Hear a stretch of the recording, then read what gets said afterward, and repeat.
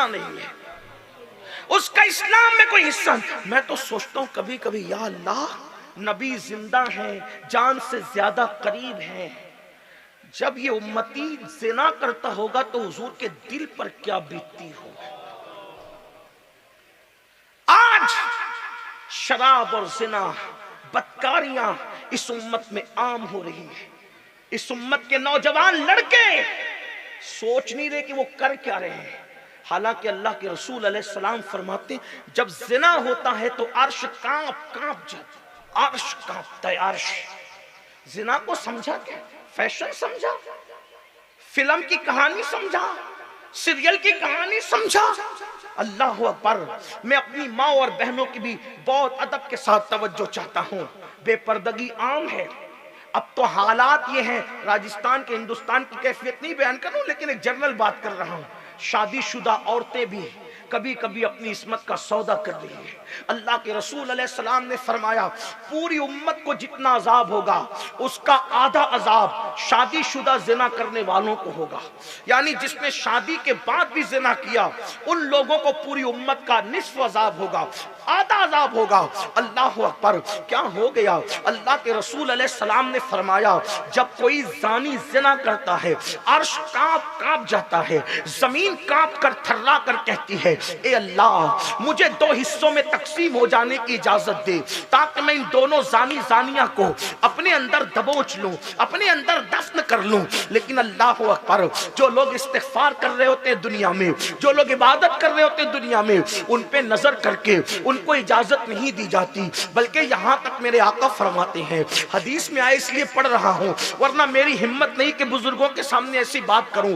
आका अलैहिस्सलाम फरमाते हैं कि जिसने दुनिया में ज़िना किया होगा, बदकारी की होगी, ज़िना किया होगा, अल्लाह अकबर, वो इस हाल में आएगा क़यामत के दिन, अल्लाह अल्लाह, इस हाल में आएगा कि उसकी शर्मगाह पर जहन्नम की आग दहकाई जा रही होगी और उसके चेहरे पर जहन्नम की आग दहकाई जा रही होगी। और हालत ये होगी, अल्लाह अकबर, कैफियत ये होगी, अल्लाह अल्लाह, कि उसके बदन पर दामर का लिबास होगा, तारकोल का लिबास होगा, उसकी आंखों में जहन्नम की आग की सलाखें डाली जाएगी। अल्लाह फरमाएगा इसने पाप के साथ औरतों को देखा, इसकी आंखों में जहन्नम की आग की सलाखें डाल दो, इसकी आंखों में जहन्नम की आग भर दो। मेरी कौम के जवानों, जवानी के नशे में, दौलत के नशे में, क्या मुसलमान अब ज़िना करने के लिए ही रह गया? अभी बापू शेर पढ़ रहे थे, क्या शांति मुसलमानों की थी अज़ानें कभी यूरोप के कलीसाओं में और अफ्रीका के तपते हुए सहराओं में। दश्त तो दश्त है, दरिया बिना छोड़े हमने, बहरे सुलमात में दौड़ा दिए घोड़े हमने।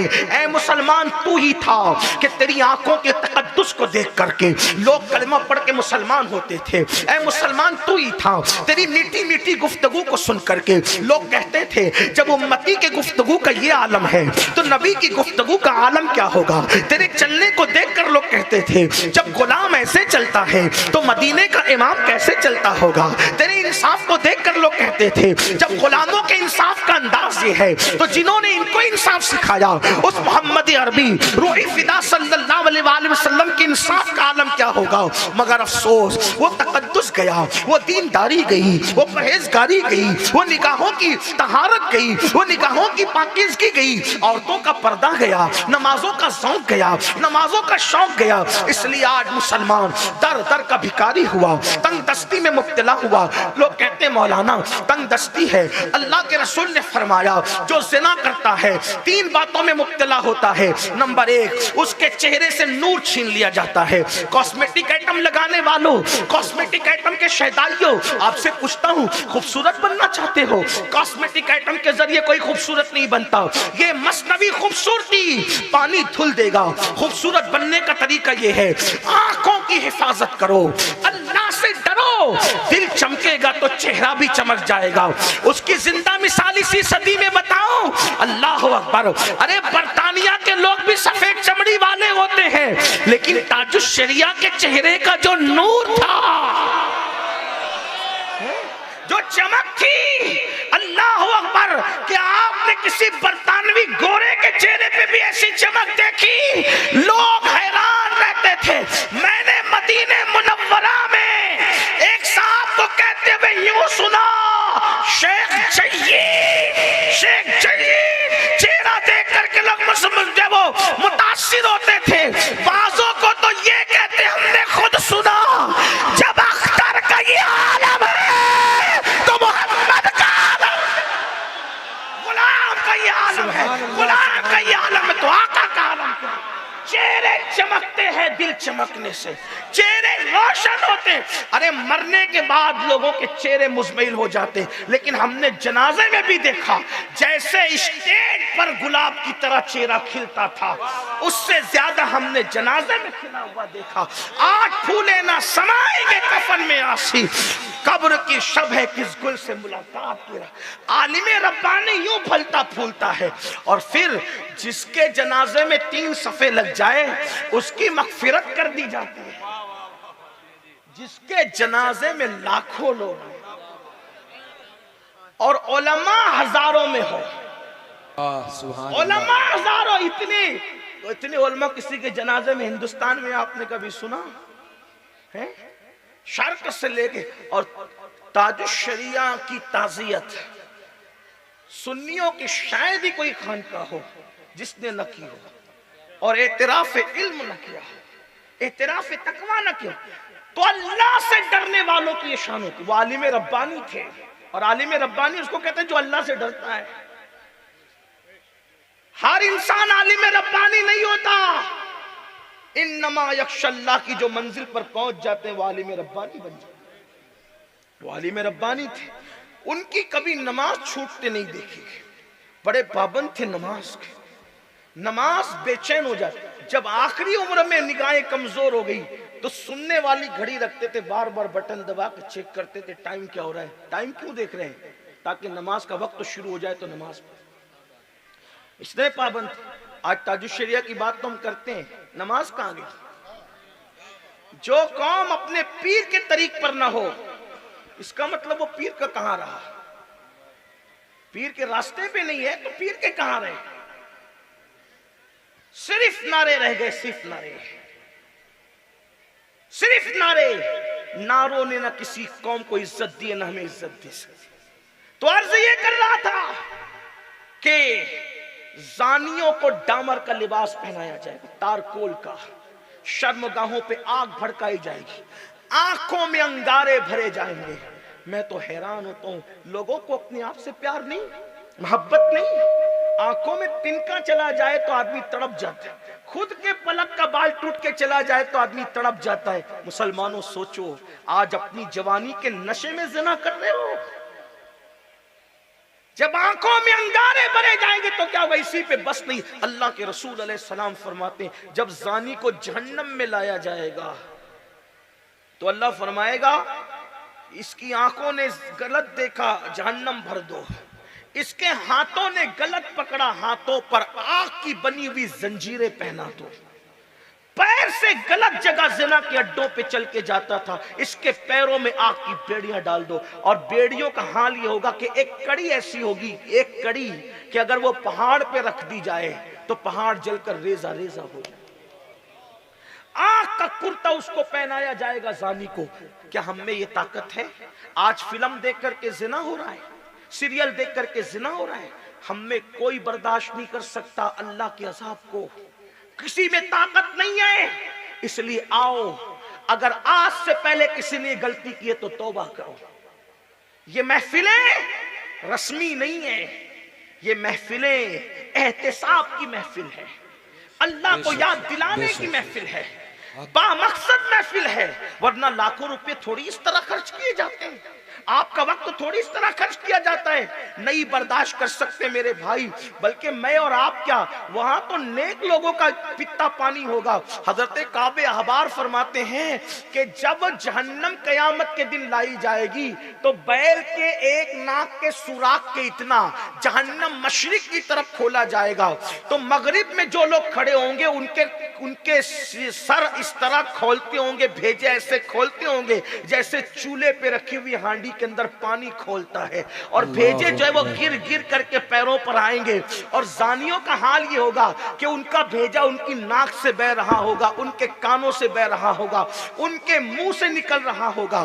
क्या समझ रखा है, जो जी में आए करो, ये दुनिया है, दौलत मेरी है, माल मेरा है, घर मेरा है, मर्जी मेरी है, जो चाहो करो। नहीं नहीं, मुसलमान हुए तो अपनी मर्जी नहीं चलेगी, अल्लाह और रसूल की मर्जी चलेगी। और फिर मुसलमानों में भी सुन्नी मुसलमान अपने नबी को जिंदा मानते हो, फिर भी ऐसे गुनाह। कोई गाने सुन रहा है, अल्लाह के रसूल अलैहि सलाम फरमाते हैं मेरी उम्मत के कुछ लोग होंगे रातों रात जिनके घर जमीन में धंसा दिए जाएंगे। सुन लो, कानों में एयरफोन लगा करके गाने सुनने वालों, कान खोल कर सुन लो।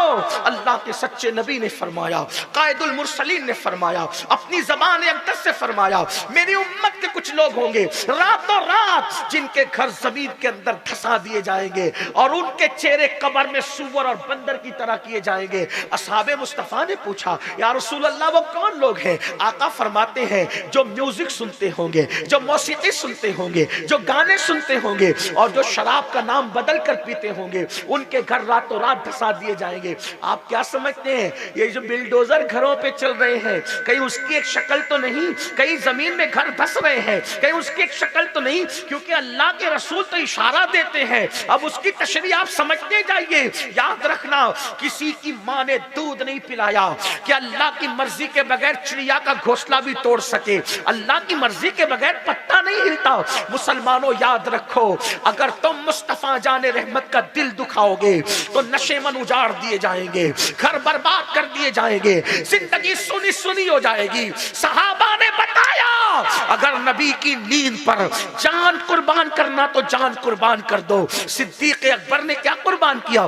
जान। एक बात बताऊं, कहते हैं सूफिया कि सांप ने कमोबेश 70 मरतबा डसा अबू बकर सिद्दीक। अल्लाह, सांप का डसना मामूली है, चूंटी डस ले तो आदमी नमाज में चैन से नहीं रहता, मच्छर डस ले तो इंसान नमाज में चैन से नहीं रहता। सिद्दीक अकबर को 70 मरतबा कमोबेश सांप ने डसा, हरकत नहीं की, हरकत होगी इनकी नींद खुल जाए। क्या इश्क था।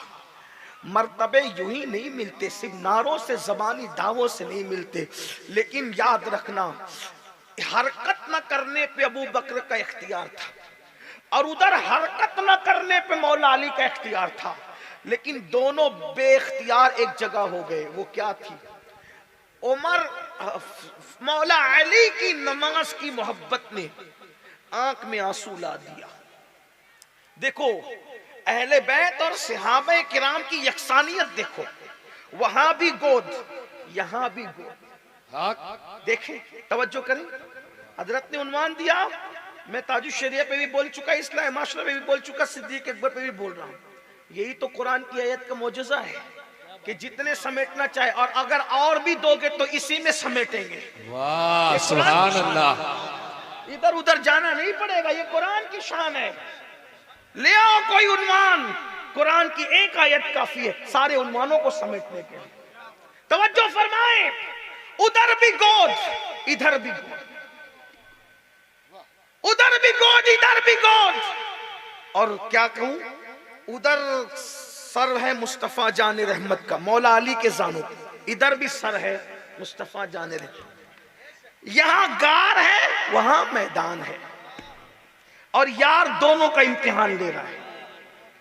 जिसको अर्श की खबर है उसको अली की नमाज की खबर नहीं, जिसको अर्श की अल्लाह मका की खबर है उसको अबू बकर के सांप के डसने की खबर नहीं।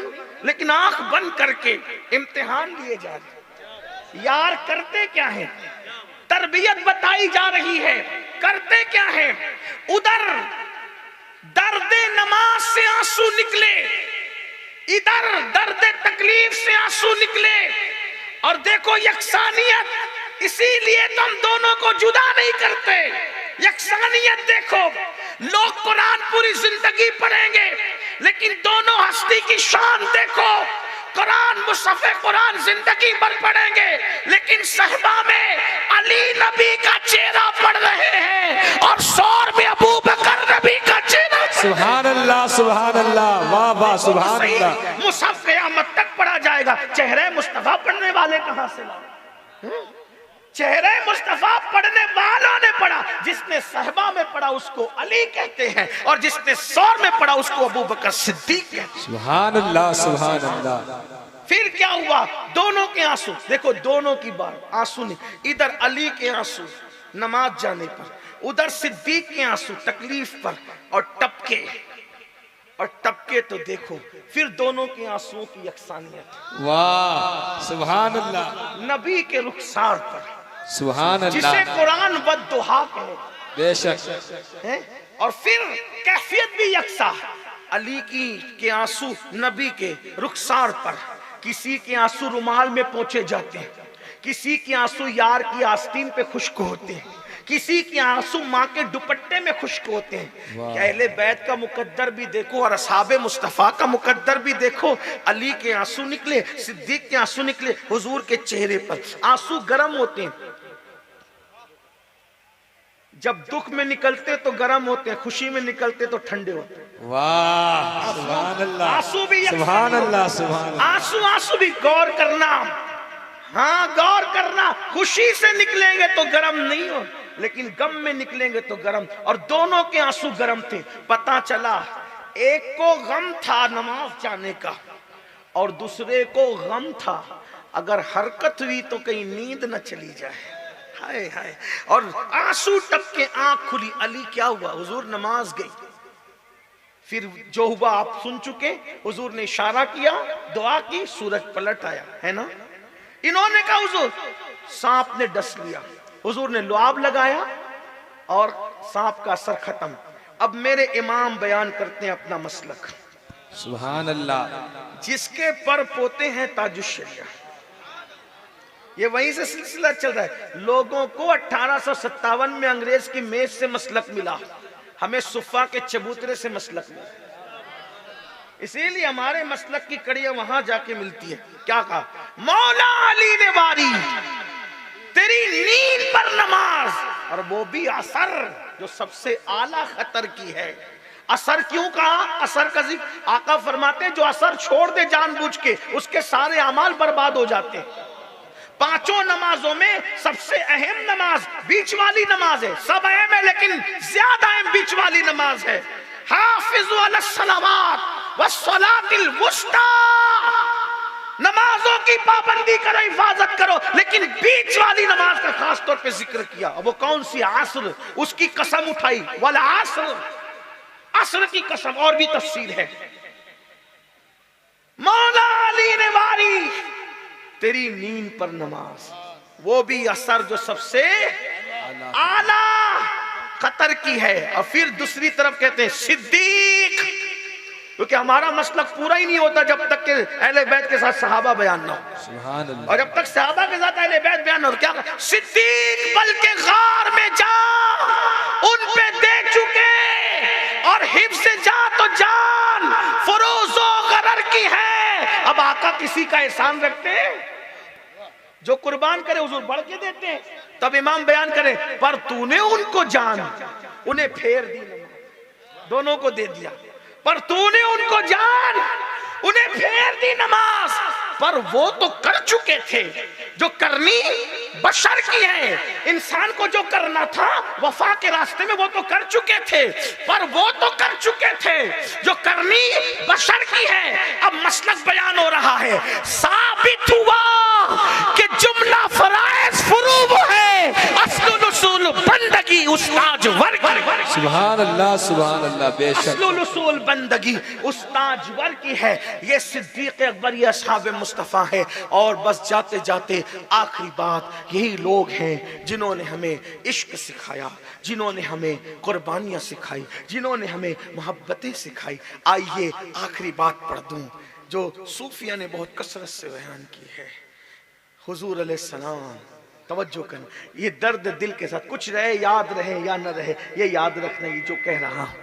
तवज्जो कर, बहनों की भी।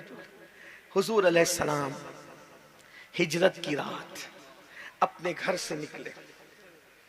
तवज्जो करें, हुजूर अलैहिस्सलाम हिजरत की रात अपने घर से अकेले निकले हिजरत के लिए और सिद्दीक अकबर के घर गए। तवज्जो करें, अपने घर से निकले और सिद्दीक अकबर के घर गए।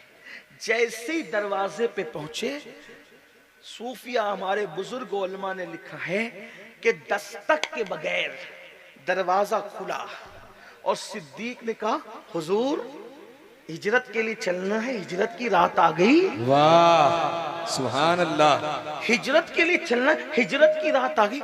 आका ने फरमाया, अबू बकर हिजरत का हुक्म अभी आया। देखो हुजूर भी पूछ रहे हैं ताकि सबको पता चले इश्क किसे कहते हैं। हिजरत का हुक्म अभी आया, तुझे कैसे पता चला कि हिजरत की रात आ गई? कहा हुजूर एक दिन सहाबा किराम ने कहा था, हुजूर मक्के वाले मारते हैं हमें, पीटते हैं, हमारे कपड़े फाड़ देते हैं, हम पे जुल्म करते हैं, या तो जंग की इजाजत दें या तो हिजरत करें। तो आपने फरमाया था अन करीब मेरा अल्लाह हिजरत का हुक्म नाजिल करेगा और मैं मक्का छोड़कर कहीं जाऊंगा। तो मैंने पूछा था, आका जब आप मक्का छोड़ के जाएंगे तो अकेले जाएंगे? आका आप मक्का छोड़ के जाएंगे तो अकेले जाएंगे? तो आका ने कहा था, नहीं अबू बकर मैं तुम्हें साथ ले जाऊंगा। सुभान अल्लाह। अबू बकर अकेले नहीं जाऊंगा, तुम्हें साथ ले जाऊंगा। तो हुजूर हिजरत दिन को करेंगे कि रात को करेंगे? कहा हम हिजरत रात को करेंगे। आका जिस दिन से आपने कहा कि हिजरत रात को करेंगे, कब करेंगे? नहीं, जब तक हुक्म नहीं आता नहीं। कब हुक्म आएगा? अल्लाह की मर्जी है। सिद्दीक कहते हैं, आका जब से आपने कहा कि तुझे साथ ले जाऊंगा, रात को हिजरत करूंगा, उसके बाद से अबू बकर किसी रात को सोता नहीं था, बल्कि दरवाजे को पीठ लगा करके बैठा रहता था। हो सकता है आज ही हिजरत की रात हो सकता है आज ही हिजरत की रात हो सकता है आज ही हिजरत की रात हो। आका दरवाजे से पीठ लगाकर पूरी पूरी रात बैठता कि अब आएगा मेरा यार, अब आएगा मेरा महबूब, तो जाना पड़ेगा। सोता इसलिए नहीं था मैं सो जाऊं और गाफिल हो जाऊं और हुजूर को दस्तक देने की तकलीफ उठाना पड़े तो मेरे आका को तकलीफ होगी। हुजूर की ये तकलीफ मुझे गवारा न थी, इसलिए इंतजार करता था।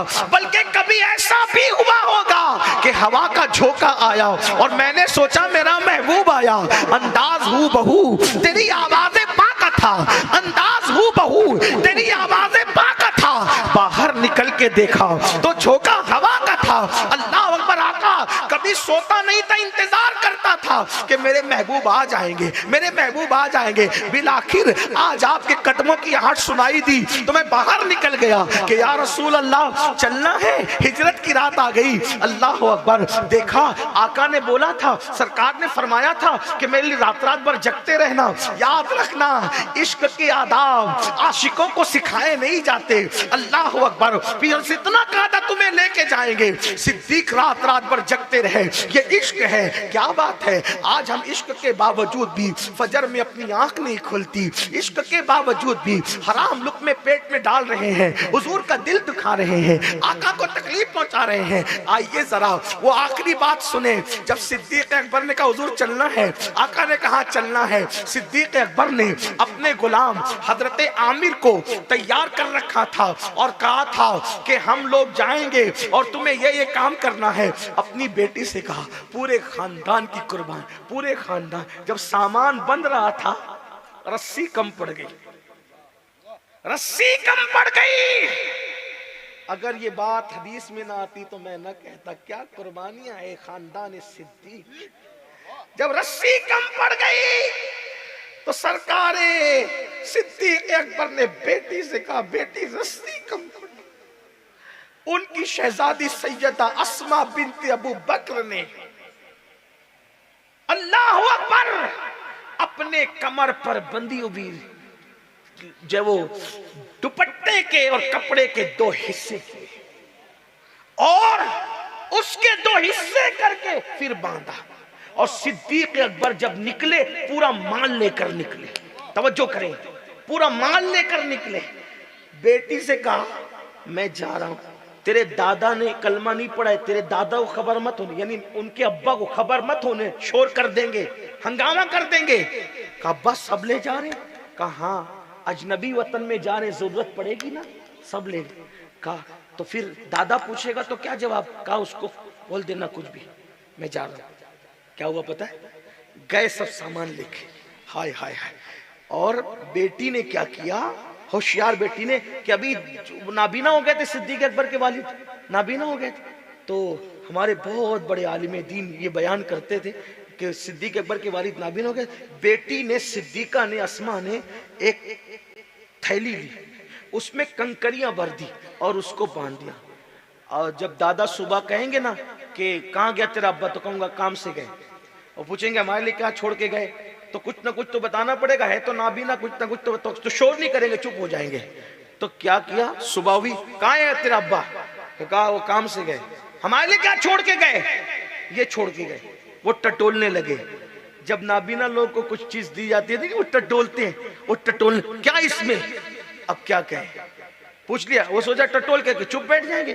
क्या इसमें? सिद्दीक की सिद्दीका थी। पूरे घर को देखो, एक होता है सादिक और एक होता है सिद्दीक।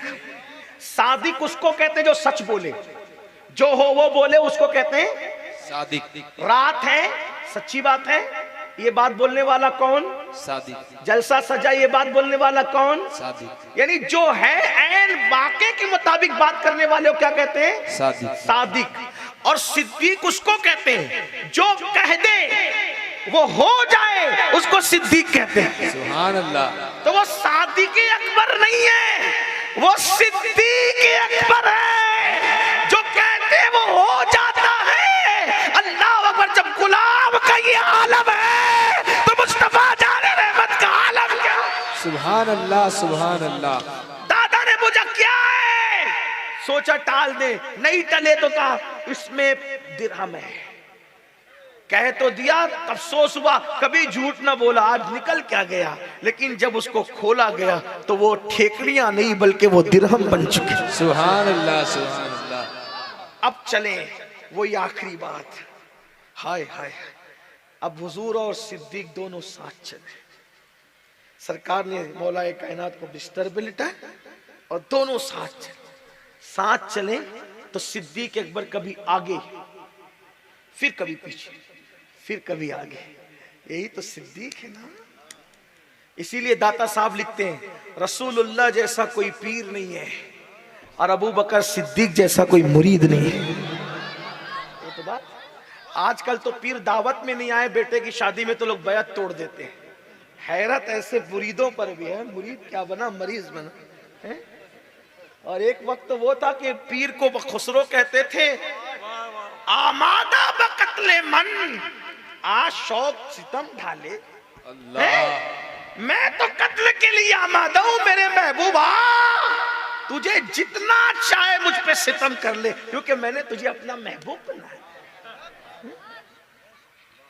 लेकिन आज तो ये हाल हो गया है कि अपनी मर्जी के साथ पीर साहब नहीं चलेंगे तो वो बैत तोड़ा। आजकल तो ये, बल्कि ये भी हो गया है कि जिसकी तकरीर अच्छी लगी उसके मुरीद हो गए, जिसका मामा अच्छा लगा उसके मुरीद हो गए। क्या पीरी मुरीदी निकाल रखी है। यकगीर मोहकम बगीर कहते नहीं वो अच्छे नहीं थे इसलिए किया। मैंने कहा अच्छे नहीं, अच्छे की बात छोड़। अगर 4 शर्तें पीर में मौजूद है, सुन्नी से अकीदा है, इल्म वाला है, नेक है, फासिक व फाजिर नहीं है, उसका सिलसिला हुजूर से जाके मुत्तसिल है, तो खुसरो बन, तेरा पीर महबूब इलाही है। वाह। इधर उधर नियत मत अटकाया करो बिल्ली के छिछड़े की तरह, जैसे बिल्ली की नियत होती है। पीर का दामन पकड़ा पकड़, यकगीर महकम बनी।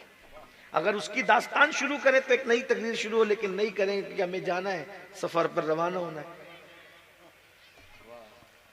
तो अर्ज ये कर रहा था, कभी आगे कभी पीछे, कभी आगे। अब हुजूर ही पूछते हैं, क्योंकि बताना है ना कि कैसा यार गार है। अबू बकर कभी आगे कभी पीछे, कभी आगे। कहा हुजूर, जब मुझे ख्याल आता है कि दुश्मन आगे से आ रहा होगा तो मैं आगे आ जाता हूं ताकि उसका तीर चले तो मेरे सीने पे लगे। सुभान अल्लाह। और जब मुझे ख्याल आता है कि आगे से नहीं दुश्मन पीछे से आ रहा होगा, मैं पीछे आ जाता हूं ताकि उसका तीर आए तो मेरी पीठ पर आ जाए, मेरे आका महफूज हो जाए। फिर उसके बाद अल मुख्तसर गारे सौर आता है, और जब गारे सौर आता है तो सिद्दीक अकबर कहते आका वो आएंगे और दो लोगों को अगर जाते हुए उन्होंने महसूस कर लिया तो पकड़ लेंगे, हमें नुकसान पहुंचाएंगे। तो कहा फिर हुजूर आप मेरे कंधों पे बैठ जाए, मैं आपको लेकर के चलता हूं। हमारे बुजुर्गों ने लिखा कि सिद्दीक 500 फीट का वो ऊंचा पहाड़ है, 500 फीट का, पहली बार चढ़ा था, उसके बाद शायद अब तक तो हिम्मत ही नहीं हुई। पहली बार चढ़ा था 19 साल की उम्र में। चढ़ते चढ़ते मैंने सोचा कि मैं नहीं चढ़ पा रहा हूं तो मैंने लाठी ले ली। उस वक्त तो बदन भी हल्का था, इतना नहीं था, फिर भी मेरी हिम्मत जवाब दे गई। कई जगह बैठ बैठ के गया था, बहुत कमजोरी तबीयत का आदमी वाकई वो, लेकिन बैठ करके। लेकिन जब उतर करके आया तो 2-3 दिन उम्रा करने की हिम्मत नहीं, और सिद्दीक अकबर ने हुजूर को उठाया और अपने कंधों पे बिठाया।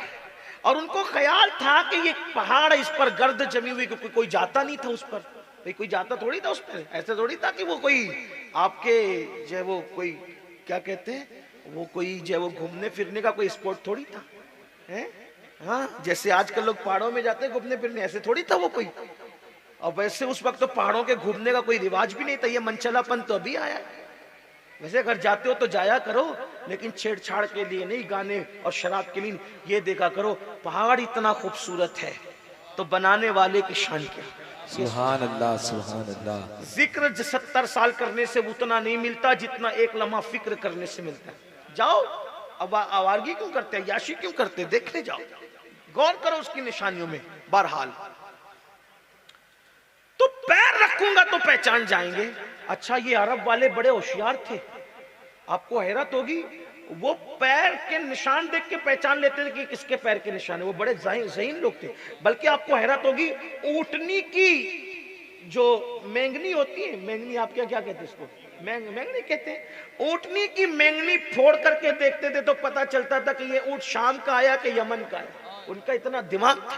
आप क्या समझते हैं अरब वालों को, इसीलिए नबी को अरब में भेजा। क्यों आप जानते हैं, बताएं, जब भी कोई चीज, ये मिलाने के लिए नहीं कह रहा हूं, समझाने के लिए कह रहा हूं, जब भी कोई चीज लॉन्च की जाती है तो ज़हीन लोगों में लॉन्च की जाती है। क्यों? क्योंकि यहां चल गई तो फिर दूसरे लोग तो कबूल कर ही लेंगे हैं? फिर नबी को ये मिलाने के लिए नहीं कहा, सिर्फ समझाने के लिए। 1000 बार बिला तमसील नबी को भेजा अरब में।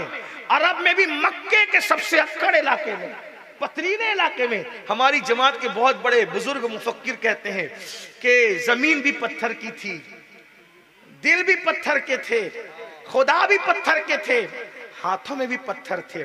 लेकिन उस जमीन पर एक मसीहा आया और उस पत्थरों को लाला का जिगर अता कर दिया। मैंने उनका पूरा जुमला बयान कर दिया। अल्लाह उनको दराज़ी उम्र बिल खैर अता फरमाए। आमीन आमीन। गौर फरमाएं, यानी कि यहां वालों ने कबूल कर लिया तो फिर दूसरी जमीन तो आसान है। देखना यार, इसीलिए हिंदुस्तान में भी जब नबी का नायब भेजा तो यूपी में नहीं भेजा, वो नरम लोग थे। बिहार में नहीं भेजा, वो भोले भाले लोग थे। अक्कड़ लोगों में भेजा, अक्कड़ दिमाग लोगों में है? अक्कड़ दिमाग उच्चट लोगों में। जमीन भी पत्थर की, जमीन भी पत्थर की, हाथों में भी पत्थर, खुदा भी पत्थर के। ऐसे पत्थर के कि आपका पत्थर बगदाद तक जाता है, आपका पत्थर अरब तक जाता है। यानी पत्थर वाले सिर्फ नहीं है बल्कि पत्थर भेजने वाले भी है। ऐसे पत्थर वालों के दरमियान, और वो भी अजमेर में। राजस्थान पथरीला, और उस पथरीले में चारों तरफ से पत्थरों से गिरा हुआ अजमेर। क्यों? नबी को भेजा तो पत्थर के इलाके में, और नायबे नबी को हिंद में भेजा तो पत्थर के इलाके में। क्योंकि यहाँ दावत मकबूल हो गई तो फिर नरम जमीन वाले तो कबूल कर ही ले। सुभान अल्लाह। नारे तकबीर, नारे रिसालत, खाजा का हिंदुस्तान। एक रुख तो सुन लिया। दूसरी बात, नरम जमीन के लोग जल्दी कबूल करके जल्दी छोड़ देते हैं, लेकिन सख्त जमीन के लोग देर से कबूल करते हैं, लेकिन जिससे प्यार कर लेते हैं फिर उसको छोड़ा नहीं करते। इसलिए मुनाफिक मदीने में मिलेंगे, मक्के में लड़ने वाले तो मिलेंगे, मगर मुनाफिक नहीं मिलेंगे। नहीं मानेंगे तो नहीं मानेंगे, नहीं मानेंगे तो नहीं लड़ेंगे, लेकिन जब मान लेंगे तो फिर दिल से मानेंगे। इसीलिए देखो मक्के में आपको मुनाफिक नहीं, देख लीजिए मक्की मुनाफिकीन आपको नहीं मिलेंगे, आपको मुनाफिकीन मदीने वाले, नरम जमीन थी, नरम लोग थे। इसीलिए आपको कहता हूं और इलाकों में आपको प्यार करने वाले मुनाफिकीन मिल जाएंगे, लेकिन राजस्थान वाले ऐसे नहीं। एक बार जिसको मान लिया उसको मान लिया, और नहीं माना तो तेरे बाप को भी नहीं मानेंगे फिर ये तभी। इसीलिए अल्लाह अकबर, ख्वाजा आए फिर वापस नहीं गए, इसलिए कि पहले जगह नहीं दी, नहीं दी, नहीं दी, नहीं दी, सालों दरिया के किनारे गुजार दिया, और जब जगह दी तो ऐसी दिल में दी कि आज तक दिलों पर हुकूमत है। और फिर लोग कहते हैं हुकूमत वक्त याद रखे, यहां तो कल दूसरा रहेगा। जमीन हिंदुस्तान का राजा हमारा ख्वाजा सदा।